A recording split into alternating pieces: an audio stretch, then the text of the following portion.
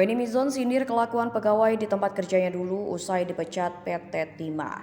Mantan pegawai PT Timah, Weni Mizon menyindir kelakuan orang-orang di tempat kerjanya dahulu.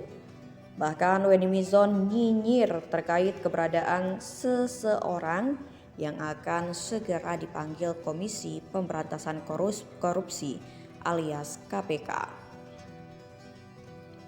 Bahkan Weni Mizon sampai mengungkap ciri-ciri orang yang dia maksud.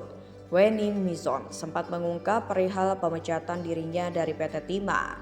Diketahui pemecatan Weni Mizon disampaikan Kepala Bidang Komunikasi PT Timah Tbk, Anggi Sia Ahan, dalam keterangannya Kamis 6 Februari 2025 lalu. Perusahaan telah melakukan pemeriksaan terhadap yang bersangkutan terkait pelanggaran terhadap aturan perusahaan, dan untuk itulah setelah melalui proses evaluasi dapat kami sampaikan bahwa PT Timah Tbk telah mengeluarkan ketetapan dengan sanksi pemutusan hubungan kerja dengan yang bersangkutan, kata Anggi. Setelah menerima surat pemecatan dirinya, Weni justru menyinggung soal kelakuan orang-orang di tempat bekerjanya dulu.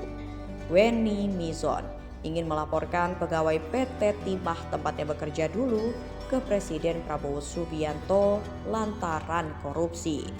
Weni Mizon pun menyindir seseorang yang menurutnya akan segera dipanggil oleh Komisi Pemberantasan Korupsi alias KPK.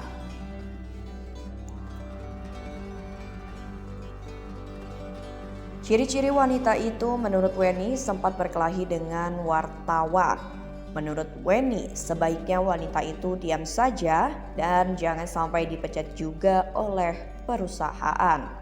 Menurutnya, wanita itu juga membawa banyak orang untuk menyingkirkan dirinya dari PT Timah. Kemudian, Weni Mizon juga pamer usahanya yang memiliki pabrik pembuatan kerupuk. Ia memposting video pabrik kerupuk yang diklaim miliknya. Weni juga menyindir soal wanita yang diperiksa KPK. Katanya tasnya KW saat diperiksa KPK. Ibu Suri ya, yang horor masyarakat Wakanda. Unggahan Weni Mizon usai dipecat dari PT Timah, promosi jamu sambil tetap sindir honorer dan BPJS.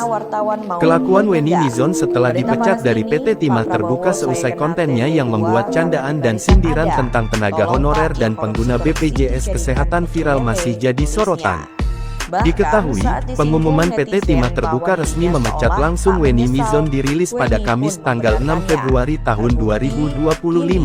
Tak lama setelah kabar pemecatan ini beredar, tingkah Weni Mizon di media sosial kembali disorot. Wanita berusia 35 tahun tersebut mengunggah video promosi jamu kewanitaan yang dijualnya di akun TikTok dan Instagramnya @weni_mizon, Kamis kemarin. Dalam videonya itu, tampak Weni Mizon tanpa mengenakan jilbab, sedang menempeli stiker-stiker pada botol-botol jamu. Pokoknya jamu Ibu Suri ya, yang horor budget pas-pasan, jiwa sosialitas, silakan diberi. Namun, kalimat dan gaya penyampaian promosinya mengesankan seolah Weni Mizon tak kapok.